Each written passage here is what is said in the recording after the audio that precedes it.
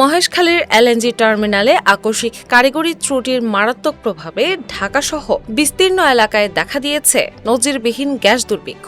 Titas gas transmission and distribution company এক জরুরি বিজ্ঞপ্তিতে জানিয়েছে, এই আকস্মিক বিপর্যয়ের কারণে রিগেসিফাইড এলএনজি সরবরাহ এক ধাক্কায় প্রায় 450 MMCFD কমে গেছে। যোগান ধসে পড়ায় রাজধানীর মোড়ে মোড়ে বন্ধ হয়ে গেছে সিএনজি ফিলিং স্টেশন। যেগুলো খোলা আছে সেগুলোর সামনে দিনভর গ্যাসের জন্য গাড়ির দীর্ঘ ও করুণ লাইন। বাসাবাড়িতে সকাল থেকে চাবি ঘুরেও মিলছে না নীল শিখার দেখা, যার ফলে রান্না বন্ধ হয়ে না খেয়ে কিংবা বাড়তি খরচে দোকানের খাবারের উপর ভরসা করতে হচ্ছে নগরবাসীকে। সিএনজি ও ট্যাক্সি চালকদের দৈনিক আয় শূন্যের কোঠায় ঠেকেছে, আর কারখানায় চাকা না ঘোরায় চরম লোকসানের মুখে শিল্প খাত। বিপর্যয় সামলে পরিস্থিতি স্বাভাবিক হতে আরও 10-15 দিন লাগার বার্তায় এখন চরম অনিশ্চয়তার দিন কাটাচ্ছেন খেটে খাওয়া সাধারণ মানুষ।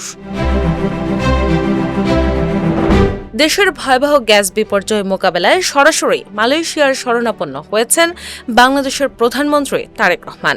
মালয়েশিয়ার প্রধানমন্ত্রী আনোয়ার ইব্রাহিম তার ভেরিফাইড ফেসবুক পেজে জানান, এক গুরুত্বপূর্ণ ফোন আলাপে প্রধানমন্ত্রী তারেক রহমান জরুরি ভিত্তিতে রাষ্ট্রীয় কোম্পানি পেট্রোনাসের মাধ্যমে বাংলাদেশে এলএনজি সরবরাহের আহ্বান জানিয়েছেন। আলোচনায় গ্যাস সংকটের পাশাপাশি এক্সিয়াটা ও এমএমসি পোর্টের বিনিয়োগ সহ অর্থনৈতিক সহযোগিতা বাড়ানোর বিষয়ে ইতিবাচক সিদ্ধান্ত হয়। বন্ধুপ্রীতম বাংলাদেশের সংকটকালে দুর্ভোগ কমাতে মালয়েশিয়ার পাশে থাকবে বলেও আশা দেন আনোয়ার ইব্রাহিম।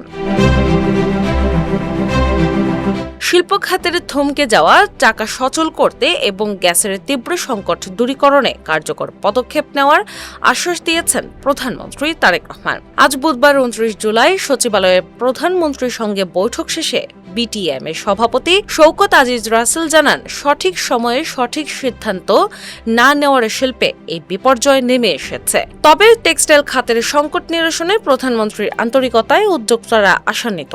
বন্ধ ও ক্ষতিগ্রস্ত কারখানাগুলোর সঠিক চিত্র ও চাহিদার উপর ভিত্তি করে দ্রুত ব্যবস্থা নিতে উদ্যোক্তাদের কাছ থেকে একটি সুনির্দিষ্ট প্রতিবেদন চাওয়া হয়েছে।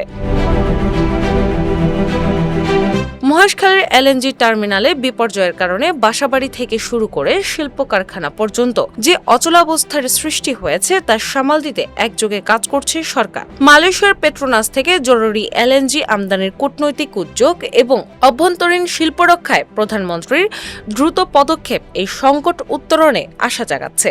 আগামী 10-15 দিনের মধ্যে ক্ষতিগ্রস্ত টার্মিনাল মেরামত শেষে গ্যাসের কাঙ্ক্ষিত সরবরাহ ফিরলেই জনজীবনের স্বস্তি ও উৎপাদনে গতি ফিরবে বলে প্রত্যাশা করা হচ্ছে।